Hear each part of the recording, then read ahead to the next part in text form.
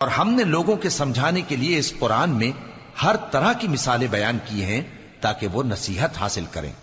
یہ قرآن عربی ہے جس میں کوئی عیب اور اختلاف نہیں تاکہ وہ ڈر مانے۔ اللہ ایک مثال بیان کرتا ہے کہ ایک شخص ہے جس میں کئی آدمی شریک ہیں مختلف مزاج کے، اور ایک آدمی پورے کا پورا ایک شخص کا غلام ہے۔ بھلا دونوں کی حالت برابر ہے؟ نہیں، الحمدللہ، مگر یہ اکثر لوگ نہیں جانتے۔ اے پیغمبر، تم بھی مرنے والے ہو اور یہ بھی مرنے والے ہیں، پھر تم سب قیامت کے دن اپنے پروردگار کے سامنے جھگڑو گے۔ پھر اس سے بڑھ کر ظالم کون جو اللہ پر جھوٹ بولے اور سچی بات جب اس کے پاس پہنچ جائے تو اسے جھٹلائے۔ کیا جہنم میں کافروں کا ٹھکانہ نہیں ہے؟ اور جو شخص سچی بات لے کر آیا اور جس نے اس کی تصدیق کی، وہی لوگ متقی ہیں۔ وہ جو چاہیں گے ان کے لیے ان کے پروردگار کے پاس موجود ہے۔ نیک